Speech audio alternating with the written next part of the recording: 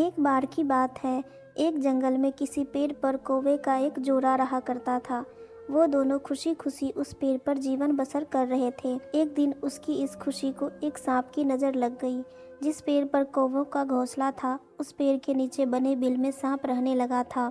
जब भी कौवों का जोड़ा दाना चुगने के लिए बाहर जाता, सांप उनके अंडों को खा जाता था और जब वे वापस आते तो उन्हें घोंसला खाली मिलता था। लेकिन उन्हें पता नहीं चल पा रहा था कि अंडे को कौन ले जाता है। इस प्रकार से कई दिन निकल गए। एक दिन कौवे का जोड़ा दाना चुगकर जल्दी घर आ गया तो उन्होंने देखा कि उनके अंडों को बिल में रहने वाला सांप खा रहा था। इसके बाद उन्होंने पेड़ पर किसी ऊंचे स्थान पर छुपकर अपना घोंसला बना लिया। सांप ने देखा कि कौवों का जोड़ा पहले वाले स्थान को छोड़कर चला गया है, लेकिन शाम होते ही दोनों वापस पेड़ पर आ जाते हैं।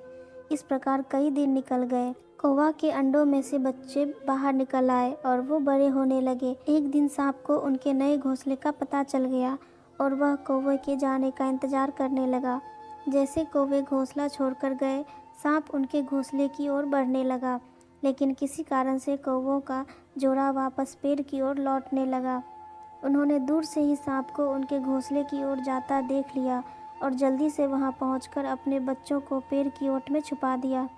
सांप ने देखा कि घोंसला खाली है तो वह कौवों की चाल समझ गया और वापस बिल में जाकर सही मौके का इंतजार करने लगा। इसी बीच कौवे ने सांप से पीछा छुड़ाने के लिए एक योजना बनाई। कौवा उड़कर जंगल के बाहर बने एक राज्य में चला गया।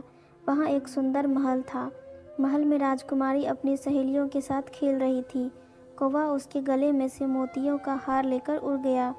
सभी ने शोर मचाया तो पहरेदार हार लेने के लिए कौवों का पीछा करने लगे। कौवे ने जंगल में पहुंचकर हार को सांप के बिल में डाल दिया, जिसे पीछे कर रहे सैनिकों ने देख लिया। जैसे ही सैनिकों ने हार निकालने के लिए बिल में हाथ डाला तो सांप फुफकारता हुआ बाहर निकल आया। सांप को देखकर सैनिकों ने तलवार से उस पर हमला कर दिया, जिससे सांप घायल हो गया और अपनी जान बचाकर वहां से भाग गया।